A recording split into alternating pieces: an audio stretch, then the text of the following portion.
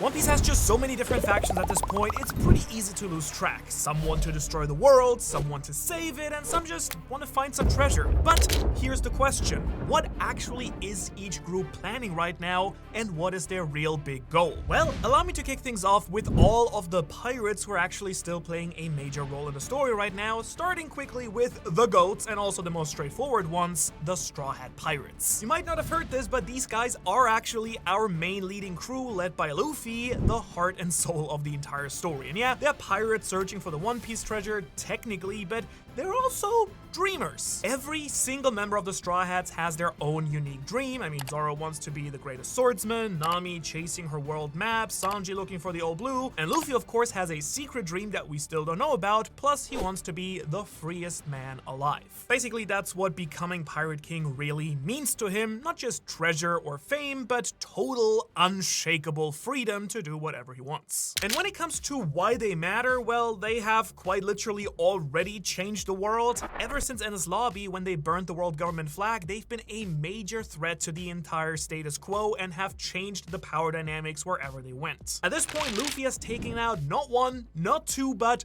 3 warlords, Crocodile, Mori, and Doflamingo, and just for fun has also helped bring down 2 of the emperors as well. You know, casual Tuesday stuff for our main protagonist. Then after Wano, Luffy was officially finally named a Yonko himself, which was basically the entire world going, okay, yeah, we can't really ignore this guy anymore, probably not a good idea. And the Straw Hats aren't just strong, they're also very deeply tied to the biggest mysteries in the entire show. Joy Boy, the Will of D, ancient weapons, the Void Century, yada yada. They're either connected to it already, or they are gonna uncover it very, very soon. Now, in terms of just structure, the crew keeps it pretty chill. Luffy's the captain, but it's not some very rigid chain of command. He leads with his heart, and that's what kind of holds the crew together. Oh, and they also got the Straw Hat Grand Fleet backing them with 7 captains and over 5,600 members, plus they've built ties with some of the major kingdoms like Alabasta, Dressrosa, Fishman Island, Wano, not to mention Luffy and Robin's low-key connection to the Revolutionary Army, which might also come in real handy later on in the story. To wrap them up quickly, basically the Straw Hats are not just our main characters, but the main characters of the One Piece planet right now, so good luck stopping that, whoever tries. Alright, but we've got the Straw Hats doing big things, obviously. They're not the only ones, though, who are actually making big moves right now, because the single most chaotic team-up in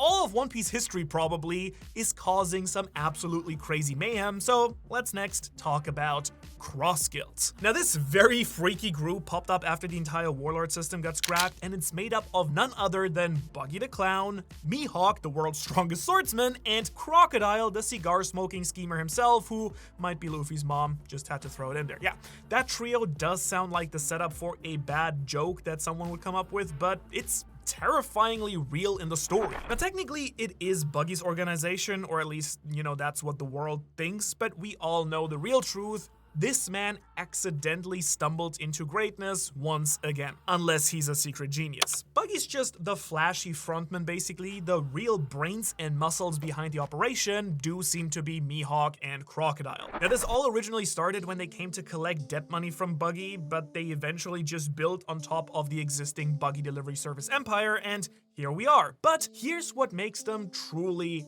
dangerous. They're not just out here robbing ships or taking over islands, they're placing bounties on the heads of Marines as a Yonko crew. Yeah, Marines. For the first time ever in One Piece, the hunters have become the hunted, which is an absolutely fantastic move, because this way we can finally power scale the Marines too, right? And it's a whole reversal of the power dynamics, and the world government is sweating a little bit. And because of all of this chaos and the public misunderstanding of who's really running things here, Buggy somehow got named a Yonko too. I mean, man tripped into an emperor title like he missed a stair, and Buggy is kind of living proof that if your friends are scary enough, you can just sit there and, you know, still be feared yourself. If you wanted to, you could say Buggy's straight up just aura farming at this point, but even crazier, Buggy pulled a real wild card and publicly declared that he's now gonna go after the One Piece. Now, Mihawk and Crocodile were kind of like, bro, we just wanted to make some money here, but now they're kind of stuck in this journey to the top, I guess, and very excited to see where they go. Cross Guild is basically a pirate corporation, I guess. Mercenary model, profit first, chaos later. No big alliances for now, but trust me, in the final war,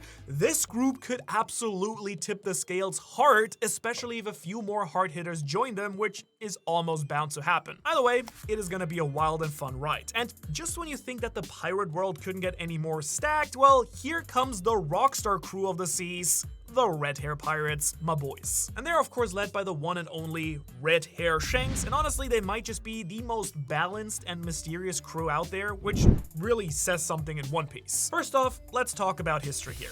These aren't just some rookies with flashy new bounties. The Red Hair Pirates are one of the oldest currently still working Yonko crews, and Shanks himself is a former Raja pirate. I think that alone gives him already major clout, but even more importantly is that Shanks is the living link between Roger and Luffy. He is the guy who passed the torch. You know, literally giving Luffy the straw hat that he got from Roger. So when Shanks starts making moves, you know something really big is about to happen. He of course also holds some insane political power, and he's actually part of the Figurland family, a celestial dragon bloodline. That means that Shanks is related to people like Saint Figurland Garling, the guy who led the Holy Knights and just recently got promoted casually to Gorosei, and we even learned recently that Shanks has a twin brother and once visited Marijua for an unknown amount of time. Now we don't really know if he's still in touch with them, if he even has a relationship with his family, but that is some very serious lore fuel and also for some pretty crazy theories. And yet, despite all of that, he's still a pirate, a Yonko that the world government even won't mess with. I don't even need to tell you, but I will anyway, because when he pulled up at Marineford to end that war, everyone just was like, okay, we're good, we'll chill. No one wanted that smoke. Sengoku literally said, okay, yeah, if you're here, I guess we're done. At this point in the endgame of the story though, Shanks and his crew have entered the race for the One Piece 2. And that means no more sitting and chilling on some random islands, reading bounty posters and drinking booze. They're officially contenders for Pirate King now. And still, somehow it's honestly really hard to know if they will genuinely try and challenge Luffy. Like, would Shanks try to kill Luffy? Has Shanks been using him this entire time? We'll have to wait and see, but we do know that the Red Hair Pirates are ruthless when they're going after something they want. Nonetheless, kinda hard to believe anyways. Now in terms of structure, the Red Hair crew works a lot like the Straw Hats, or I guess since, you know, Luffy was inspired by them all, probably the other way around, but, you know, tight-knit, and pretty much every member on the crew is an absolute beast. So it's important to point out that they do protect a lot of weaker pirate crews who I guess you could call their allies as well, but, you know, they're kind of fodder, so I don't know. Plus, they do seem to be pretty popular on Elbaf, which might matter by the end of the current arc depending on how things play out there. Which means that now here is the guy who will really shake up the entire endgame of the story, Marshall the Teach. And I still can't believe that somehow we also still don't know his final role yet either. Like, will he actually be the final villain of One Piece? Will he ally with Luffy against Emu? This is one of the biggest mysteries I want to figure out, and one of the main reasons I really wanted to make this entire video. But yeah,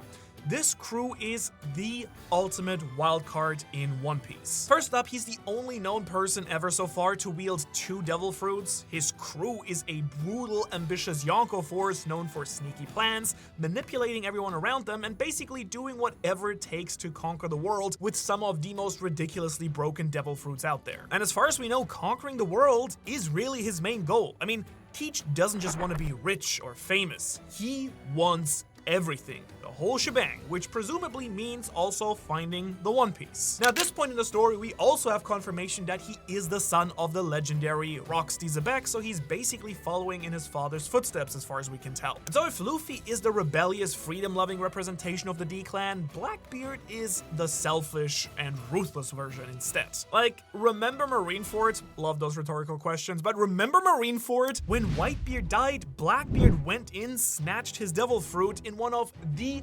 boldest moves in the entire show, and since then, his crew has been collecting powerful abilities and strong allies to get ready for the final war that Blackbeard might very well just have started himself already. They've been trying to get their hands on really strong devil fruits like the Flame Fruit, Law's Ope Ope no Mi, even Hancock's Mero Mero no Mi, plus he's been capturing key figures like Garp and Kobe as, bargaining chips against the world government. So this guy is really playing the long game and has done so basically ever since he was born. Also, what I really love is that Blackbeard's crew hierarchy is very unique because he has 10 Titanic captains, each leading their own ship and squads. And it includes some truly scary characters like former Impel Down level 6 prisoners and even a former Marine Admiral, this guy here, and he doesn't even have any real alliances, outside the pirates of Hachinosu, although there was a very weird moment where he was working with Law and Kobe during the Rocky Port incidents where he captured Hachinosu. I gotta see that one in the story. Please make that happen soon, right? And one more thing that we just have to mention at this point too, Blackbeard could very quickly learn about some very serious firepower because the ancient weapons, because Karibu knows the location of two and, well, has now been off trying to tell Blackbeard. And then we should probably also talk about the Whitebeard pirates, or at least what's left of them, because after Marineford, Marco did try and hold things together somehow, but Blackbeard then crushed the crew during the Payback War, effectively disbanding them, and Whitebeard's son Weevil is also hunting them down. Besides that though, Marco helped Luffy in Wano, but he's kind of retired at this point, chilling out on Whitebeard's home island, trying now to free Weevil maybe. Still, with the final war heating up at this point, there's always a really good chance that some of the remnants, like Marco, Jozu, maybe Vista would be really cool, might come back to help Luffy in the endgame as well. And since we're talking about remnants here, let's also quickly talk about the Big Mom pirates, because we all saw Big Mom fall into a big volcano during Wano, so I would assume that Katakuri's probably leading the crew now. And I'll be honest, he is one of the main reasons I am very excited to actually see this crew return. Like, please bring my donut-loving man back into the story. He's beyond cool. Plus, they're still stacking with strong fighters like Smoothie and Cracker. But the way that I see it, their next move could go one of two ways. Katakuri might team up with Luffy out of, mutual respect, or he could be gunning for Blackbeard after they went and kidnapped his sister Pudding. Either way, I think what I'm trying to say here is don't count Totlin out just yet, especially because we all need some more Katakuri in the story. But next up, let's check with the other volcano half and check in with the Beast Pirates. Because after Kaido's big defeat in Wano, the crew scattered, but they're not completely gone. As we now know, there's still a ton of powerful fighters out there like King, Queen, Jack, the Toby Ropo, the Numbers, ton of Smile users, and really I wasn't gonna include them at all in this video, but with what's currently happening in this very long but slowly starting to become interesting cover story, I do think that Yamato, out of all people, might be stepping up as the new leader,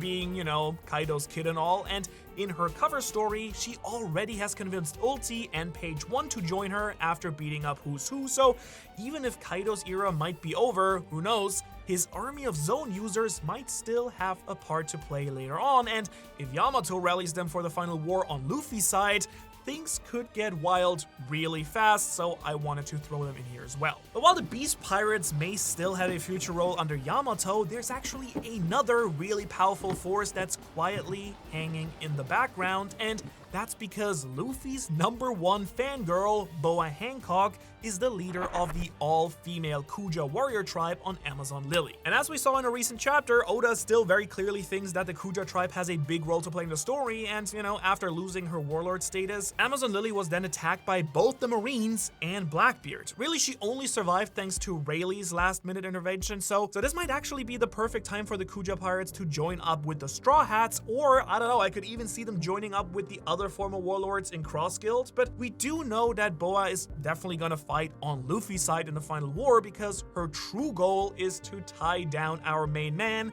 and cook him meat for the rest of his life.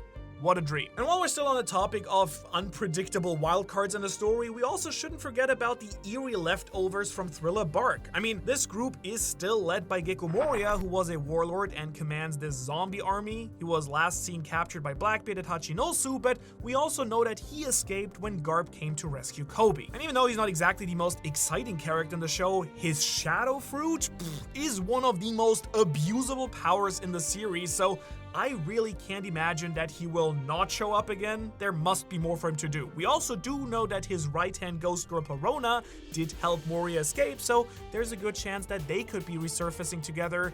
I don't know, maybe once again joining up with the other former warlords in Cross Guild, and Perona has connections to, Zoro and stuff, so we'll see. But now let's move on to another fallen faction with unfinished business, the Heart Pirates. Because after recently being defeated by Blackbeard, Law's crew is now either dead or scattered, but with Bippo managing to escape with Law using his Sulong form, they are still very much relevant. Although their submarine is gone, Law is still alive and on the move, and given his obsession with the secrets of the true history and the D-Clan, he's almost guaranteed to resurface with some critical info later on in the story as well. And while the Heart Pirates are scattered, the rest of the Worst Generation is kind of all over the map, literally and narratively. Like, all of these pirates were once seen as the new wave to shake the seas, and many have aligned with different Yonko to survive the new world.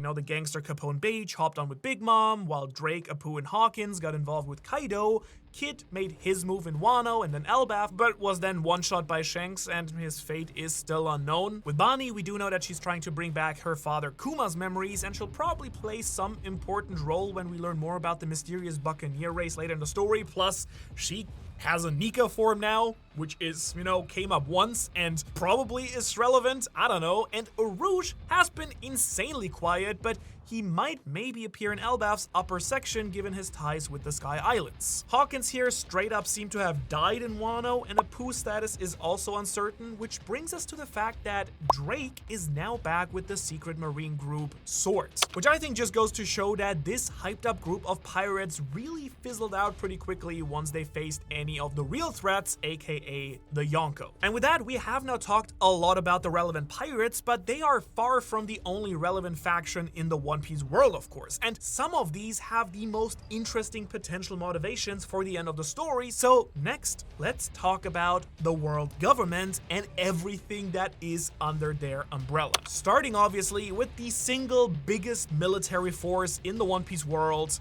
the Marines. And this group is really another reason that I wanted to make this video. Like, what are they gonna do? Whose side will they truly be on? Which is not that straightforward a question. We don't know the answers, but I still want to really dive into it here. For starters, the Marines are obviously the official military arm of the world government, at this point led by Fleet Admiral Akainu, with the entire organization then reporting up to Commander-in-Chief Kong, and as we've seen, their main mission is to enforce law and order across the seas, protect civilians from pirates, and, well, kill all the pirates, basically. At least, that's the idea here. In reality, they very often act as enforcers of the Celestial Dragon's rule, carrying out orders that serve the corruption and the elite instead of, true justice, which is their entire thing.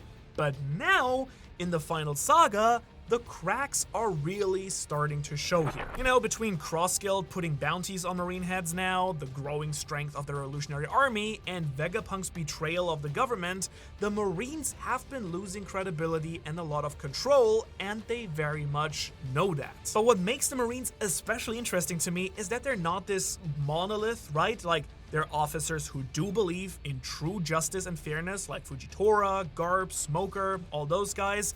Then there are others like Green Bull who kind of seem obsessed with absolute authority, and the most interesting part is of course that there is the potential that some of them may turn against the world government before the end of the story. Because, come on, let's be real here, can you imagine that someone like Akainu is gonna like the fact that there's actually a secret evil king? Hell no. He can barely stand one Gorosei, so there's a really good chance that he goes rogue once Imo is revealed to everyone, which is just very spicy to think about. I love that idea. I mean, how would Luffy even react to that? Would he fight alongside the man who killed Ace? That's a bit of a tough one, but he may need all the help that he can get to take down Imo and the world government because they are really broken, but in the end, I don't really see the Marines going away no matter how the story ends, right? Like, whatever happens at the end of the story, whoever wins the big war, there will still need to be some big force of order and peace around the world. So I would suspect that the Marines will get a major restructuring by whoever ends up being, at the helm of the world government after the war. And hopefully they'll do a much better job and, make it a real force for good. By the way, if you want to become a real force for good, you can do that by joining our Patreon and supporting the channel and what we do here, and you'll not only provide incredible support from me and my team, but you will get instant access to a ton of monthly artwork, bonus content, early podcast episodes, early chapter reactions, much more on top, so check it out if you're curious. Also, we have a free weekly newsletter with all the info about One Piece that you could ever want, so even if you don't want to support the channel or don't have the money right now, you still have something you can get over there for free. Now that we've covered the Marines though, let's talk about another secret faction inside their ranks, which I absolutely love, Sword. Now, technically, this group of Marines have all officially resigned already from the Marines so that they can operate independently and freely, doing what they believe is right without the world government breathing down their necks, but also the world government not being, liable for whatever they do, which I guess goes both ways. And they still work with the Marines as part of the Marines though. And in reality, they seem to be all of the good guys that we know about, so maybe this will actually be the real faction that splits from the government and then helps the good guys, aka Luffy, in the final war. And Sword is especially important because they do represent hope inside the corrupt military. They're very likely to side with the Straw Hats or maybe even the Revolutionary Army in the final war, which could then truly shake things up in a very serious manner that way. We've even seen some hints that big names like Garb and maybe even the former Admiral Kuja might be part of Sword, or at least are aware of its existence. So this isn't just some random splinter group of unimportant characters we're talking about. We do know of a few members like Kobe, Helmeppo, Drake, Hibari, and even Prince Gruss here.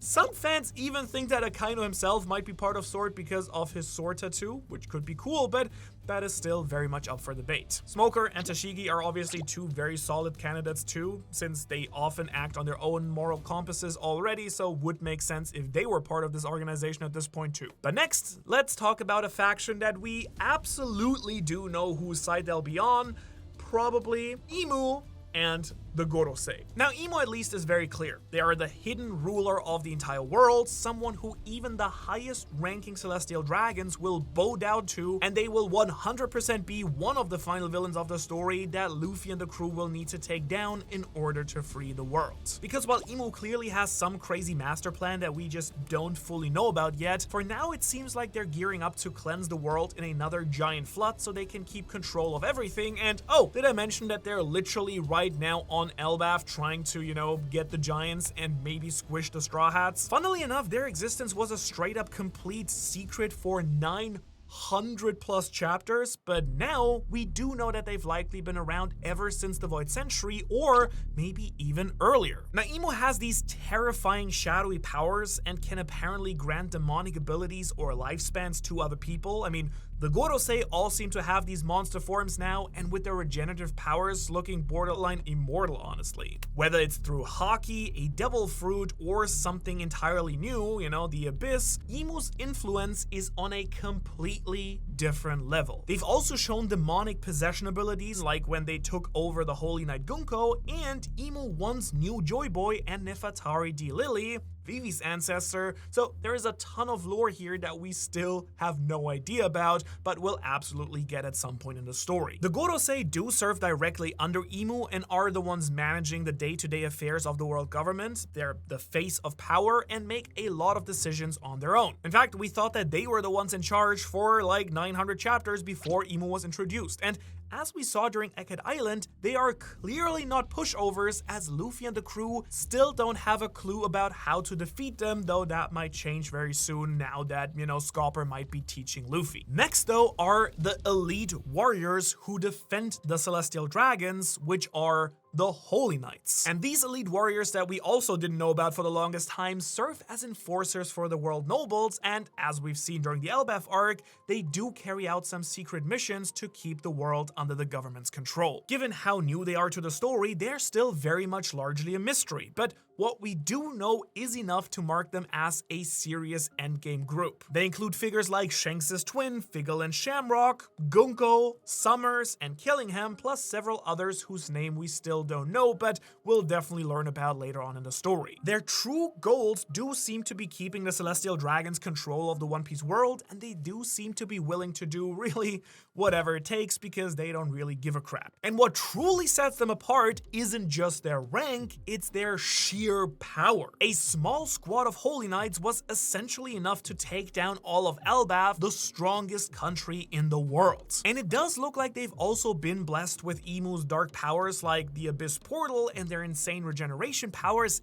and they might actually be final war opponents for many of the Straw Hat crew too. Which already brings us to our next secret government group, Cipher Pol. Agents like Lucci, Kaku, and Stussy do specialize in espionage, assassination, and covering up the world government's dirty work if the Holy Knights are necessary. However, honestly, after the events of Eckert Island and Stussy's supposed death, it's a little bit unclear about, where they stand now, so maybe they'll just end up joining up against the government in the future, or they might just stop being relevant at this point altogether, but a completely new power in the story might make all the difference in the final war instead, and that's because the Secret Science Group, or SSG, was led by Dr. Vegapunk and is responsible for the creation of both the Pacifista and now the Seraphim, two of the single most advanced military forces in the entire story. Now, you may remember that the Pacifista at some point ended up being fodder for top tier level fighters like, Luffy, but the new Pacifista introduced during the Eckert Island arc have been upgraded with bubble shields, making them durable enough to hold their own against some of the strongest fighters out there. But of course, the real game changers here are the Seraphim, cloned versions of former warlords like Mihawk, Kuma, Boa Hancock, enhanced with Lunarian DNA and recreated devil fruits that fit their powers perfectly. Now, right now, the Seraphim and Pacifista operate on a very strict chain of command with the Gorosei on top. However, we already saw that Bonnie can override the Pacifista's programming and is able to at some point take control of them. Now, I gotta say, we'll have to see if that one holds up, but if these guys are fighting for the government, then they're gonna be a major threat to anyone who tries to get in their way, and I think they will be one of the most formidable forces that the Straw Hats will have to go up against. And with that, we are done with the world government, but there are still a ton of really powerful and really interesting groups who honestly could swing the fate of the entire world either way, and talking about them is kind of why I wanted to make this whole video in the first place. They are the most interesting groups. And let's start with the loudest, boldest, and straight up most dangerous threat to the world government, and the group that probably first popped into your head, the Revolutionary Army, led by none other than Monkey D. Dragon, Luffy's dad. Now, this is the guy that the Celestial Dragons have absolute nightmares about. He's the son of the former hero of the Marines and father of a Yonko. He commands an army of elite fighters, and he's not playing around anymore. For many years, they've operated in the shadows, liberating countries one by one, building up strength, but now, in the final saga, it seems that the gloves are finally coming off. They already crashed a reverie where Sabo learned about Imu's existence, and we're pretty sure that the revolutionaries are actively attacking Mauresia right now. On top of that, they've helped tons of islands rebel against their corrupt leaders all around the world, so yeah, these guys do mean business and intend to take down the Celestial Dragons, or die trying, which either option is, not that unlikely. And it's of course not just Dragon who remains one of the all-time most mysterious characters, more mysterious than Imu even. His second in command, Sabo, is also a full-on beast with the Flame fruit. Then you've got the regional commanders, one for each blue, with the giant Morley, the tech genius Lindbergh, plus the hormone, crow, and rallying powers from folks like Ivankov, Karasu, and Bello Betty. And what really makes them so important right now is how directly they clash with everything that the world government does stand for. You see, while Luffy is like the wrecking ball that is beating on the world government's walls, the Revolutionary Army are like the ones who are actively helping people all around the world and are actively a dedicated force against the tyranny of the Celestial Dragons. And one nation who can use all the help they can get right now, by the way, is Elbaf, the land of the giants, and they are one of the nations that I really wanted to talk about in this video specifically because there's so much mystery mystery about them in the story right now, and they are made out to be like one of the most relevant factions in the entire story. The Giants of Elbaf are considered the strongest country in the world when it comes to brute force, and the Prince Loki here is being presented as a straight up Yonko level threat. But here's the thing.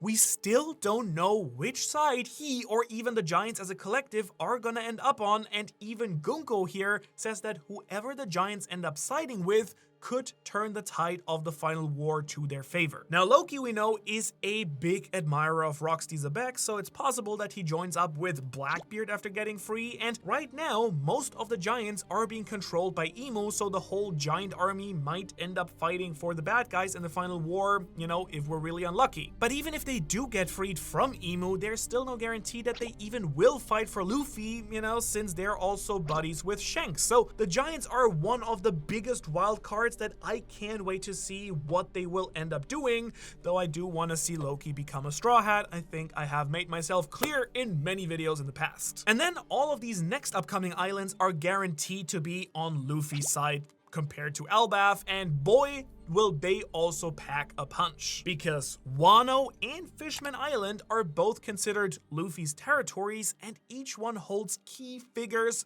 powerful weapons, and deep ties to Joy Boy. Although technically Fishman Island now does have representation going to the Reverie, but we do know where their true allegiance truly lies. And Wano, of course, is just stacked with importance. It's the hiding place of Pluton, one of the 3 ancient weapons. Its people, like Momonosuke, Kinemon, the Scabbards, Yamato, owe their freedom to Luffy and will absolutely be fighting with him when the final war kicks off. Plus, Momo's connection to the giant elephant Zunisha gives him access to an entire walking island elephant, and also the minks who do live on its back. Oh yeah, let's also not forget that Wano's craftsmen were the one who created the poneglyphs, so they were absolutely already Joy Boy's allies in the past anyways. But we also shouldn't sleep on Fishman Island either, because it was Luffy's first officially declared territory and another piece of the Joy Boy puzzle. The mermaid princess Shirahoshi is the ancient weapon Poseidon, and she's able to control the Sea Kings herself completely. So you can count on them to help in the final battle and possibly help save people if the world does actually flood once again and Emu is successful. Which actually brings us to another wild card here, because who knows what the Germa 66 is gonna do in the end? I mean, as we saw during Whole Cake Island, there are this roaming science-powered military run by Judge Windsmoke and his enhanced children. Their soldiers and tech, like the raid suits, do make them a very formidable force, and I wouldn't put it past them to actually side with Luffy in the final battle, and they could actually play a pretty big role in a fairly unexpected way. In fact, ever since we learned about the new Neo-Mad Science Group in the cover story, I've been wondering if this Judge and Caesar Clown team-up could provide some anti-Pacifista or Seraphim technology that could be useful. You know, a way to even the technological playing field in the final war. Since Kaido's defeat, Queen is now freed up as well, so I don't know, maybe he could join too.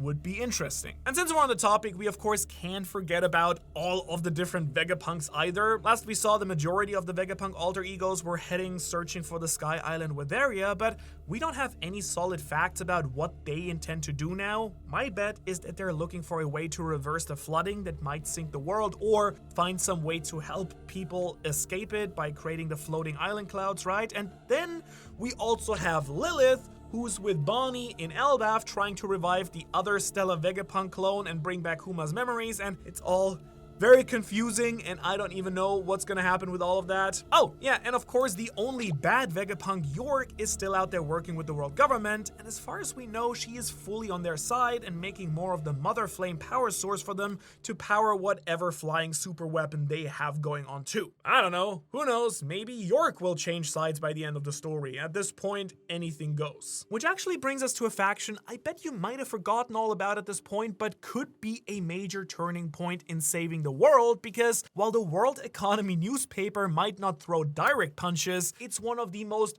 powerful forces in the entire story that is overlooked constantly. Led by my guy Big News Morgan, who we still don't know who he is. We only know it's some guy who ate a bird fruit who never leaves his hybrid form. This newspaper is basically the biggest news network in the One Piece world, and they aren't above stretching the facts for more hype, but they also don't cave into the world government's influence, so it's basically the best source of somewhat unbiased info for regular people in the One Piece planet. And what's even crazier is that right now Morgan is hiding both Vivi and Walpole, which is kind of wild since Walpole saw Emu and Vivi was being hunted by ZP0, so that puts him at the center of some of the biggest secrets in the world. So I really think that they're gonna come back into the story very soon and play a major role here. I even have my own pet theory that Morgans might actually be a former Roger pirate in disguise, which would make sense if he's going to play a major role in the final war. Which of course, smooth transition, if I ever seen one, brings us to the remnants of the Roger pirates, who are of course important. Because even though Roger himself is long gone, his crew is still moving behind the scenes. It's believed for a long time that Roger placed his former crewmates around the world to guide the one that they were waiting for. It's Luffy obviously. Crocus and Rayleigh have already guided Luffy in huge ways, like teaching him about Haki or how to read the log pose and the existence of Laugh Tale altogether, and Scarpa Gaban is now next in line to teach Luffy a major power-up too, it seems. But I think we can all expect that this will not be their only contribution, because each of these dudes are still as tough as they come. I mean, even Blackbeard didn't want to square off against an old Rayleigh, so I could absolutely see them pulling a Roger pirate reunion and helping them in the final war, especially since most of that crew is still straight up unaccounted for, even though we have names for all of these guys here. And then we also have the remainders of the Rocks Pirates. You know, basically the blueprint for all the chaos in the current world. That was a crew that had Kaido, Big Mom, Whitebeard, Shiki, all sailing together under Rox Zebek, a man so dangerous the world government tried to straight up erase him from history. It seems like they were taken down at God Valley by the insane combo of Garp and Roger and the Holy Knights, but the echoes of that event are still shaping the One Piece world to this day and will shape the endgame of the story, and many of those pirates became then emperors, while others who died became part of Moria's zombie army, and even crazier, Rocks straight up confronted Emu in their garden and threatened to take them down, so clearly this man knew a lot about the ancient history and might very well still be alive. In fact, there is a ton of evidence to support this idea in an arc you might not have expected to become relevant again, because when I was rereading Thriller Bark recently, I actually found some very secret connections that hint that Thriller Bark is God Valley and that Rocks cheated death also that he could make his final appearance when we all would least expect it in the story as the lurking legend. And if you want to find out all the evidence for this last important faction of the story, you can check that video right here. Otherwise, as always, thanks for watching, and thank you so much for all you fantastic Patreons. Again, link below.